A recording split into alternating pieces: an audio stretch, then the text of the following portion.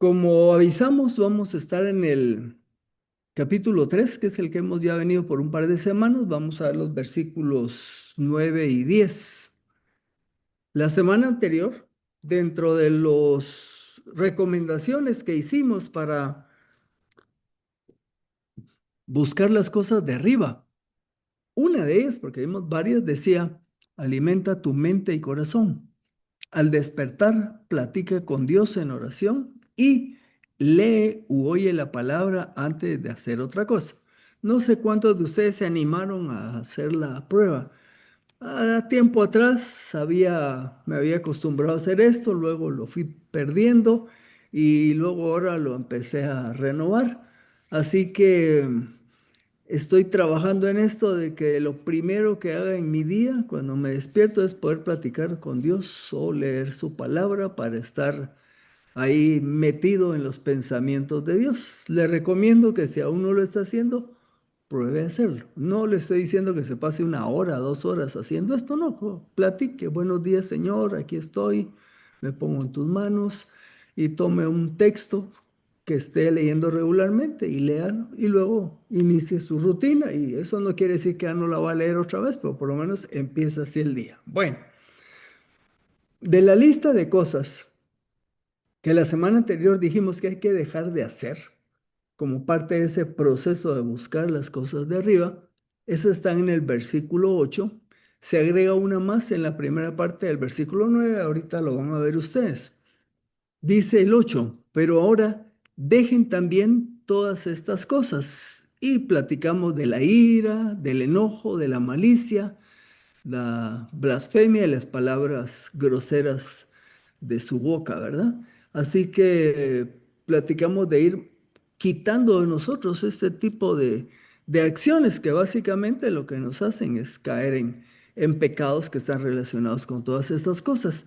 Pero el inicio del capítulo 10, del 9, perdón, en la primera parte, agrega una cosa más que que tenemos que dejar de hacer, o en este caso, como lo expresa aquí, dice, mm, no se mientan unos a otros. Y entonces, como siempre, pues vamos al diccionario para ver de qué estamos hablando cuando hablamos de mentir o de mentira. El DLE, Diccionario de la Lengua Española, dice que mentir es decir o manifestar lo contrario de lo que se sabe, cree o piensa. Pongámoslo un poco más fácil. Mentir es decir o expresar lo que no es verdad. Y en Éxodo 20:16, donde están los 10 mandamientos, está la indicación que dice, no darás falso testimonio contra tu prójimo. En pocas palabras, no mentirás a tu prójimo. Y como está diciendo aquí Pablo, no se mientan los unos a los otros. Vamos a platicar un poquito de las mentiras.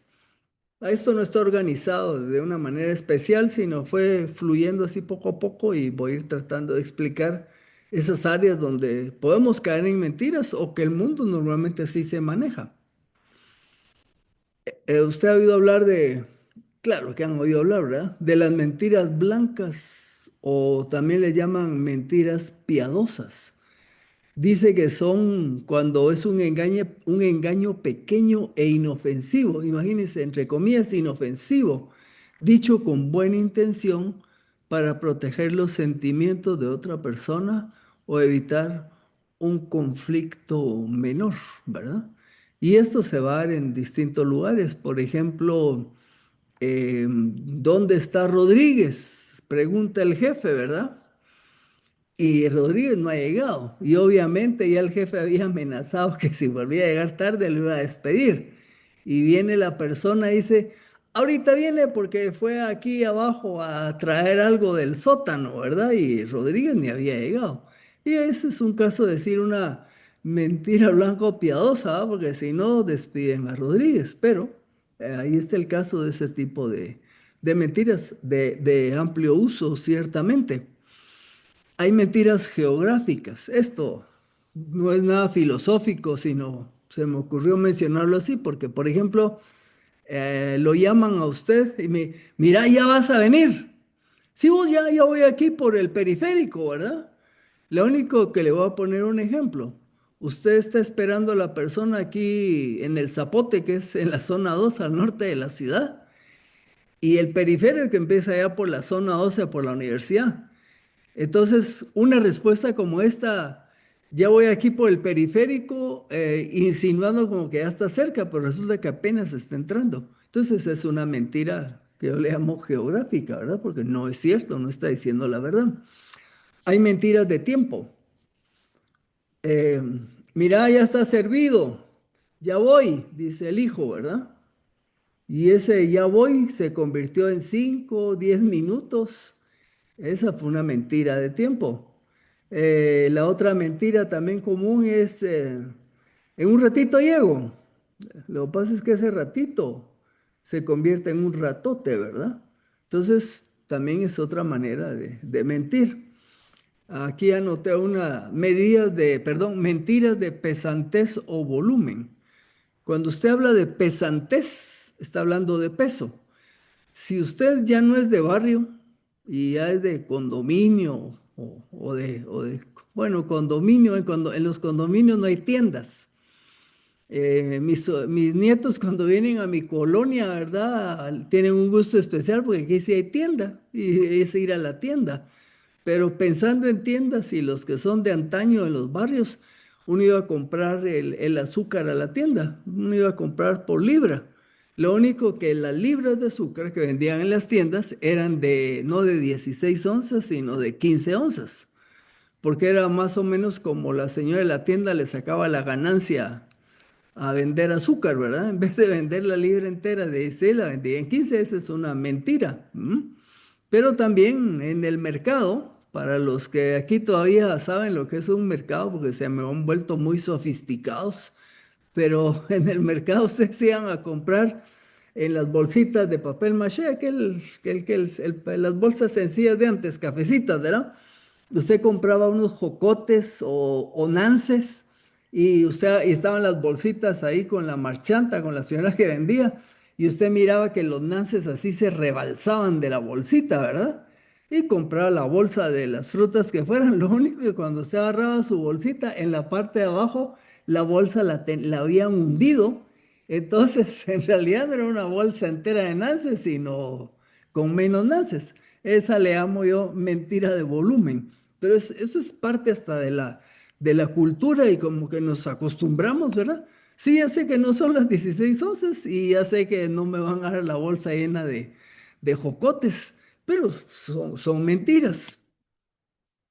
Hay mentiras financieras, por ejemplo. En años pasados me tomé algunos cursos del área financiera y nos comentaban por ahí algo de las prácticas, por lo menos aquí en Guatemala, ¿verdad?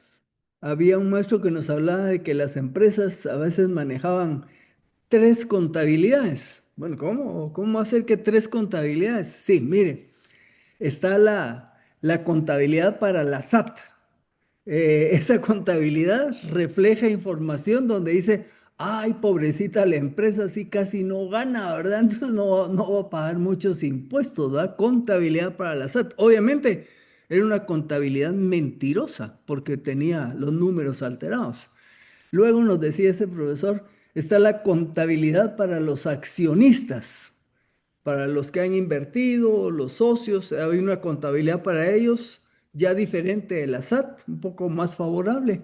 Y luego decía que la tercera contabilidad era la que era para usted, que era el dueño y manejaba la empresa, que era, si era la contabilidad de verdad. O sea que en este sentido, dos contabilidades de mentira y una de verdad. Por supuesto, eso no es lo correcto. Y hablando en el área financiera, de los que están aquí, pues quién sabe si todavía se acuerdan, pero hubo una empresa en Estados Unidos que se llamaba Enron de electricidad.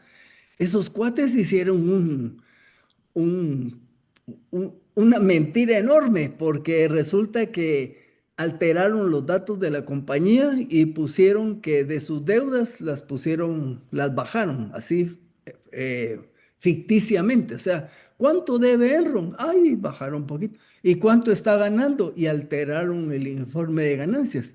Lo que pasa es que la empresa estaba prácticamente en quiebra y algunos de los ejecutivos se habían jalado la plata. Esa empresa quebró, fue una cosa espantosa, ¿verdad? Allá por el 2001. Por eso le digo a ver si se acuerdan, porque hace como 24 años. Pero fue resultado de una mentira y así se oyen los grandes clavos en muchos lugares, tanto en Guatemala como en otros lugares. Ahora, hay mentiras que tienen que ver con las consecuencias. ¿Cómo así? Sí, que a veces se miente para evitar un mal mayor, ¿verdad? Por ejemplo, ahí yo anoto ahí, Doña Chiqui, ¿va? Doña Chiqui es la mamá de Carlos Rodolfo. Y por indicación también mi mamá, ¿verdad? Pero les contaré que me voy a ir a 1962 tal vez, que aquí muy poquitos habían nacido para esa época. Yo era istío, pero fíjense que yo tenía un hermano mayor que me llevaba 20 años. Entonces aquel ya había terminado la universidad, había estado apoyando la candidatura de un presidente que quedó por los años 60, que fue mi general Miguel Higueras Fuentes. Y un grupo de estudiantes universitarios lo apoyó y quedó de presidente. Pero el cuate, como decía mi amigo militar, salió toda una chorcha. Así decía, quiere decir alguien que todo lo contrario a lo que he dicho y empezó a hacer lo inadecuado. Así que mi hermano se le dio la vuelta con sus compañeros universitarios ya en contra de él porque estaba actuando mal. Bueno, no les voy a hacer larga la historia. A mi hermano lo andaban persiguiendo de parte del gobierno. Así que mi casa, ahí cerca donde yo trabajo, ahí, donde fue mi casa de niñez, llegó a estar con custodia de soldados. En la entrada era un pasaje, había en la entrada del pasaje y en la entrada de la casa que tenía un jardinón. Y a mi casa se había ido a esconder un amigo de mi hermano y los andaban buscando para capturarlos. Entonces, aquí les voy a contar una mentira que hizo mi mamá, que no se justifica, pero solo les comento, pues, ¿qué pasó? Al patojo ese, si lo agarraban directo al cuartel y quién sabe qué le iba a pasar. Entonces, fíjense lo que son las doñitas, ¿verdad? Vino mi mamá y vistió un muchacho universitario, ¿ah? Lo vistió de mujer. Mi mamá era una señora altota de 1,74 m y el otro era más chaparrito. Todo lo vistió de mujer y le puso un pañuelo sobre la cabeza. Y así, así larguito el pañuelo. Y entonces hizo como que era mi abuelita.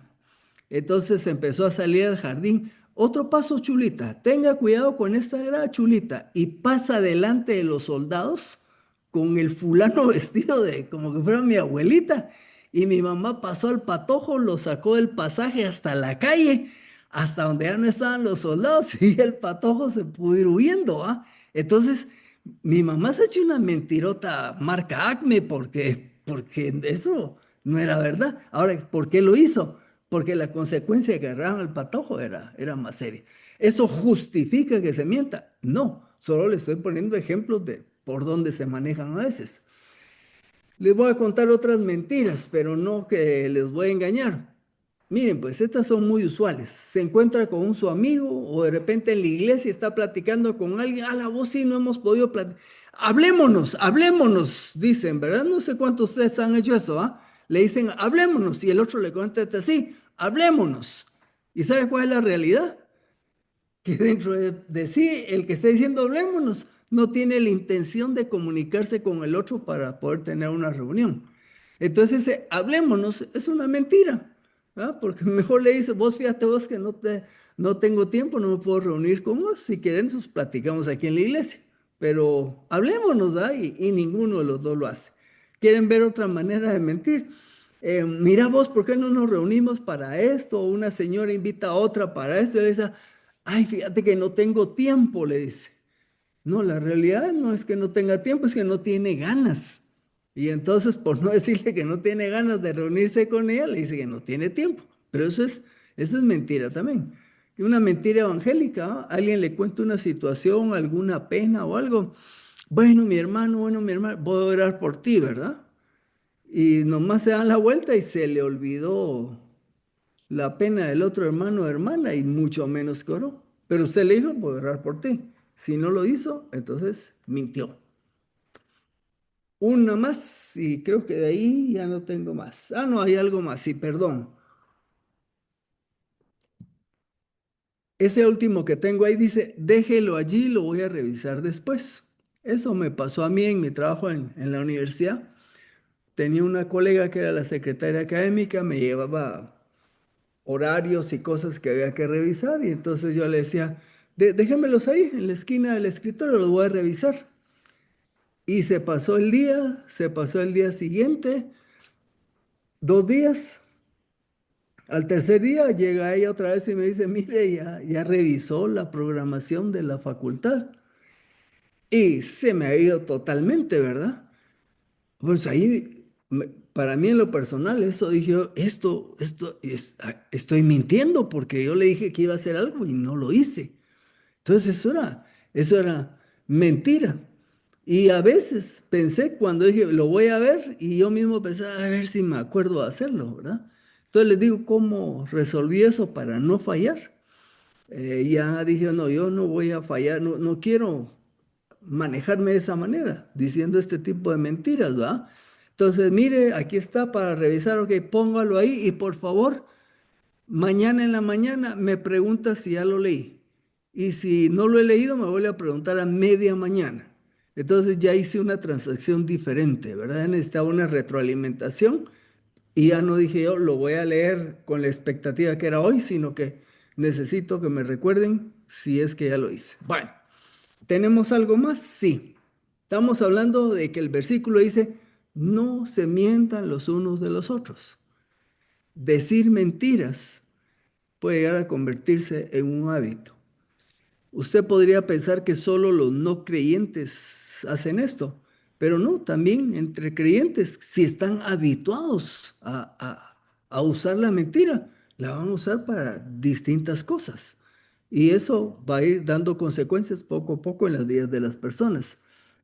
Aquí anoto una manera más de verlas. Dice, hay mentiras espontáneas y hay elaboradas. A ver, una mentira espontánea. Acabamos de verla el domingo en Juan 4. Jesús le dice a la mujer samaritana, ve, anda a traer a tu marido. Y le contesta ella, Señor, no tengo marido, le dijo. Esa es espontánea, a eso me refiero que fue así rapidita, ¿verdad? Y por supuesto el Señor le dijo, tenés razón, no tienes marido porque con el que vives ahorita no es tu marido, ya has tenido 5, ¿va?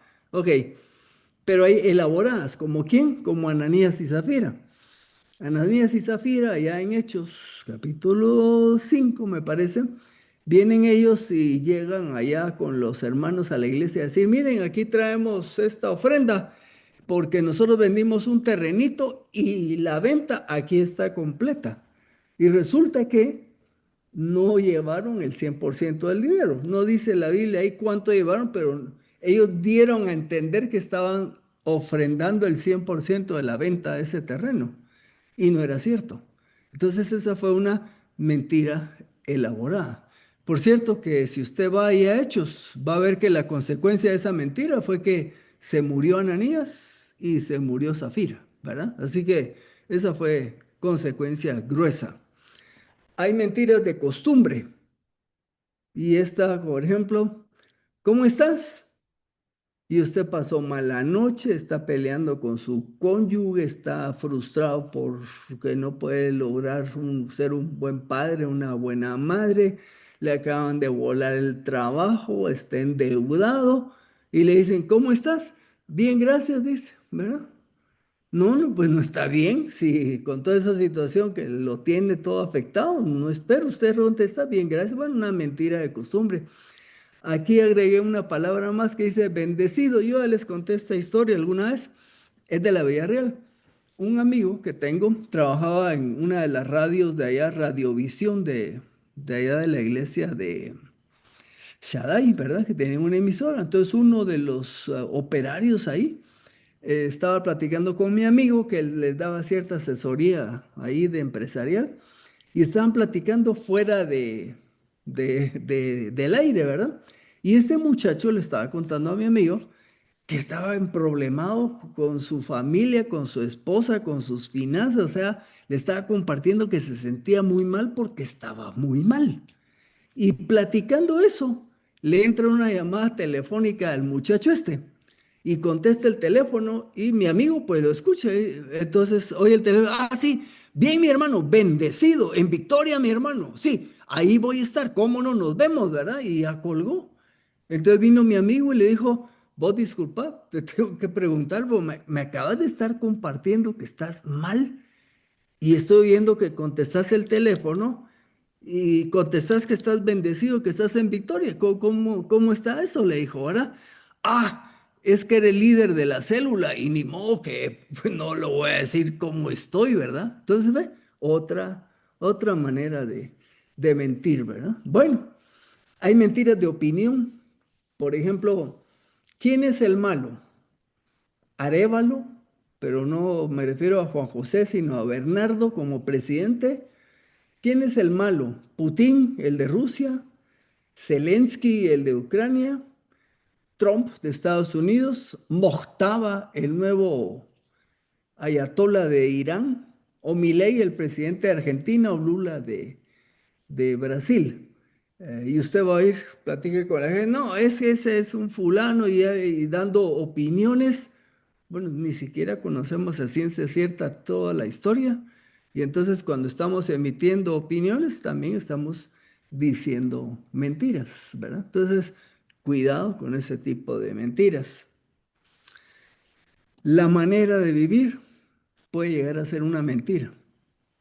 Las personas dan una apariencia que no es la real, la manera como se visten, el carro que tienen, la casa donde viven, todo es una apariencia. Resulta que con la casa a duras penas están pudiendo pagar la mensualidad. Con el carro ya tienen un atraso de 2 mensualidades, ¿verdad? Y tienen topada la tarjeta porque están comprando ropa de un nivel que no es el que pueden tener. Entonces, la misma vida puede llegar a ser una mentira. Estamos aparentando con los que nos rodean una realidad, pero es falsa. Entonces, sin necesidad de hablar, estamos viviendo una mentira. Bueno, ¿qué hago? Efesios 4:25 dice, por lo cual, desechando, ¿qué quiere decir? Dejando a un lado, renunciando a la mentira, hablad verdad cada uno con su prójimo, porque somos miembros los unos de los otros. Pablo al inicio dijo, no se mientan unos a otros. En Efesios les dice, dejen de mentir. ¿Y qué tienen que hacer? Hablen la verdad. Si mentir es un hábito, decir la verdad debe ser también un hábito. ¿Cómo se combate un mal hábito? Incorporando un buen hábito. Entonces, cada uno de nosotros tiene que ser consciente de estar evaluando cuando hablamos, lo que decimos, lo que contestamos y estar conscientes de que estemos efectivamente diciendo la verdad. Y si nos agarramos nosotros mismos diciendo una mentira, nosotros mismos empezando a hacer las correcciones del caso y por supuesto hay que confesarle al Señor que hemos pecado porque hemos mentido. Es uno de sus mandamientos, no mentirás, ¿verdad? Bueno, ¿por qué podemos dejar de hacer esta serie de pecados? ¿Qué nos capacita para cambiar? Y eso es lo que está en la parte B del versículo 9 y el 10. Bueno, podemos dejar de decir malas palabras, decir truanerías, de dejar de engañar, dejar de decir mentiras, porque se han despojado del viejo hombre con sus prácticas. Esto no es algo que nosotros logramos, sino lo hemos visto ya en los pasajes anteriores, porque Jesucristo mismo nos dice que hemos muerto al pecado, ¿verdad? Que en el bautismo era una metáfora de cómo morimos al pecado y ahora estamos vivos para Dios. ¿Por qué podemos cambiar de actitud? Porque dice que en Cristo ya hemos sido despojados, ya nos hemos despojado del viejo hombre con sus prácticas. Y ahora dice, se han vestido del nuevo. Y este nuevo hombre el cual se renueva para un pleno conocimiento conforme a la imagen de aquel que lo creó. Ok, para ver aquí esto de ese viejo hombre, estuve pensando y dije, bueno, ¿por qué razón tuvo que ser así? ¿No hubiera sido mejor que cuando creímos en Cristo, automáticamente solo estuviera el nuevo hombre y ya totalmente sin la presencia ni fastidio del viejo hombre? Y claro, si usted se pone a pensar en eso, va a ver que la realidad es que aunque nacimos de nuevo, aunque ya creímos en Cristo, todavía vamos a convivir con una vieja naturaleza que va a estar haciendo lo posible por frenar nuestro crecimiento. A eso se le llama vieja naturaleza o se le llama viejo hombre. Y es aquí donde voy a usar una metáfora de viaje. Esta parte que dice, se han despojado, desvestido, renunciado al viejo hombre y se han vestido del nuevo. O sea, se quitaron ese ropaje de la antigua naturaleza y ahora se han puesto el de la nueva naturaleza o del hombre nuevo. El viejo hombre o vieja naturaleza, aunque ya no funciona como amo, recuérdense que cuando creímos en Cristo, Él pagó por nuestra libertad. La vieja naturaleza era nuestra ama o el viejo hombre era nuestro amo y únicamente podíamos hacer lo que quisiera. Por eso estábamos muertos en delitos y pecados. Pero cuando creímos en Cristo, pagó por nuestra libertad de esa esclavitud en la que nos tenía nuestra vieja naturaleza. Entonces, ya no somos más esclavos, ya no es nuestro amo. Sin embargo, va a convivir con nosotros y va a tratar de frenar nuestro crecimiento hasta que muramos físicamente. Ahí hay libertad total o cuando el Señor regrese.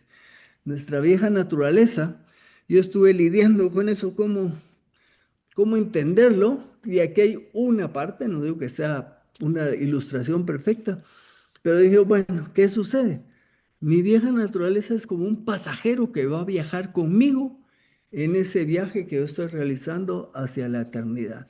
Todo creyente, a partir de que nace de nuevo, empieza un viaje a la eternidad. Sus pecados fueron perdonados, ya no hay condenación para el que está en Cristo y lo que me espera es la eternidad. Pero mientras llego a ese punto, tengo un pasajero que va a andar conmigo fastidiándome. Y ahí entonces utilizo la metáfora. Esta nave es una nave espacial, obviamente es una historia ficticia, ¿verdad? Pero noto aquí, desde que creíste en Cristo, iniciaste un viaje a la eternidad. Esta nave en la serie que les voy a enseñar se llama Resolute, ¿verdad? Y está basado en una serie que algunos de ustedes conocieron en 1960 y otros la conocieron en el remake que hizo Netflix en 2018. Es la película Perdidos en el Espacio. A su izquierda están los artistas originales de los años 60. De hecho, la película empezó en blanco y negro. Si logra ver en su pantallita, tengo un círculo amarillo alrededor de un señor que está ahí a la par del robot. Y en la foto que está acostadita a su derecha, el circulito está en una mujer. En la primera serie, el personaje Doctor Smith era un hombre y en la segunda serie era una mujer. Solo que ellos representan a lo que voy a llamar ese pasajero no deseado, pero que va a andar ahí con nosotros. De igual manera, se llamaba los viajeros estos, era una familia con algunos acompañantes, la familia Robinson. Ellos emprenden un viaje en una nave espacial hacia Alpha Centauri, en otra galaxia, dejan la Tierra porque se estaba extinguiendo e iban a lo que sería su nuevo hogar. En esta serie, la de 2018, llevan a una acompañante no deseada, la doctora Smith, que para nuestro ejemplo es el equivalente a la vieja mujer o viejo hombre. Ahora me puse a averiguar cómo es la personalidad de la doctora Smith y aquí hice la metáfora entre la vieja mujer o el viejo hombre y este personaje de televisión. Se describe a esta mujer como manipuladora y mentirosa.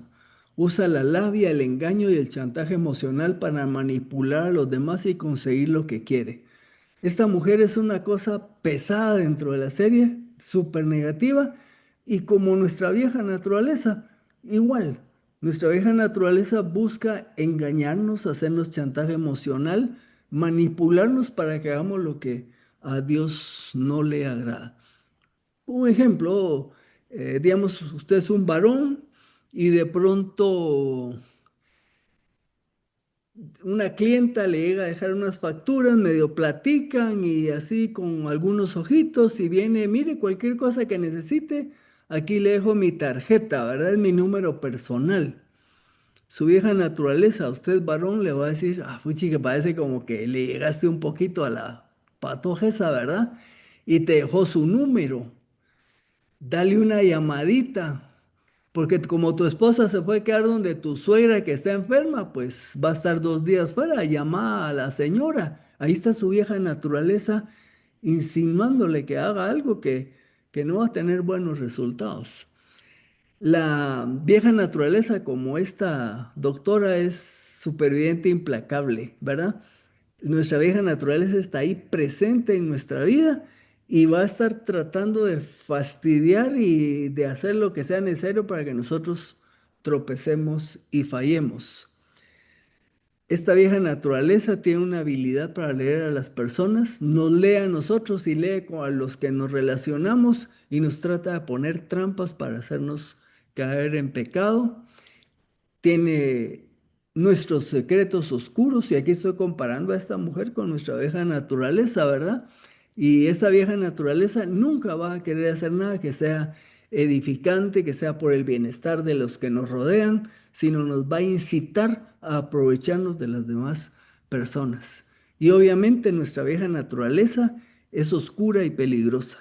Y lo único que va a hacer es generar tensiones internas en nuestra vida y hacia nuestro exterior. Bueno, esto solo es una metáfora para ilustrar que nuestra vieja naturaleza es un acompañante no deseado, no grato, pero que va a viajar con nosotros hasta que el Señor nos llame a su presencia.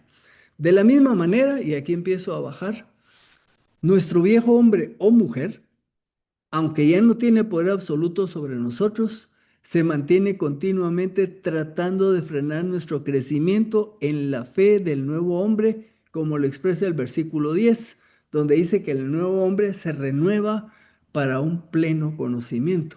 Ahora, ¿cuál es la meta de la nueva vida? Que lleguemos a ser conforme a la imagen, dice el versículo 10, de aquel que lo creó. Dios quiere irnos transformando para hacernos llegar a esa imagen que Él tiene para cada uno de nosotros. El nuevo hombre crece y madura para ir siendo semejante a Dios. Esto es en Cristo. Oiga lo que dice Romanos 8:29. Sabemos que los que antes conoció, también predestinó para que fuesen hechos conforme a la imagen de su Hijo, a fin de que Él sea el primogénito entre muchos hermanos. Como dice aquí, Dios quiere irnos conformando a esa imagen que Él tiene para nosotros, y esa imagen, ese modelo, es el Señor Jesucristo. En pocas palabras, nuestro objetivo debe ser irnos pareciendo cada vez más a Jesucristo. No debemos ser ingenuos, debemos estar conscientes de que nuestro acompañante, la vieja naturaleza, ese viejo hombre, esa vieja mujer, hará todo lo posible para frenarnos. Digamos entonces, como dijo Pablo en Filipenses 3:12 al 14, y con esto termino. Dice Pablo, no quiero decir que lo haya alcanzado ni que haya llegado a la perfección, sino que prosigo a ver si alcanzo aquello para lo cual también fui alcanzado por Cristo Jesús. Hermanos, yo mismo no pretendo haberlo alcanzado ya, hablemos la madurez, ¿verdad? Pero una cosa hago, olvidando lo que queda atrás y extendiéndome a lo que está por delante. Prosigo a la meta hacia el premio del supremo llamamiento de Dios en Cristo Jesús. Todos pasamos por momentos de dificultades, problemas, situaciones difíciles, y la clave para ir avanzando en la vida cristiana es precisamente ir dejando que el Señor Jesucristo nos va guiando en el proceso de madurez y crecimiento, en ir dejando todo eso que hemos visto en los versículos anteriores y el ir incorporando lo que la Biblia enseña de lo que debe ser una persona que está caminando en Cristo.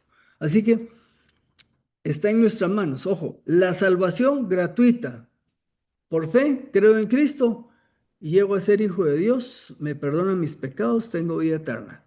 Pero el crecimiento y madurez, el Espíritu Santo trabaja en mí, pero yo doy la pauta de dejarme guiar para que Él produzca crecimiento y madurez. Si le hago caso al Espíritu Santo, voy a crecer y madurar. Si le hago caso a mi vieja naturaleza, me voy a estancar y no voy a crecer. Así que llegamos hasta aquí, como siempre, con un buenas noches.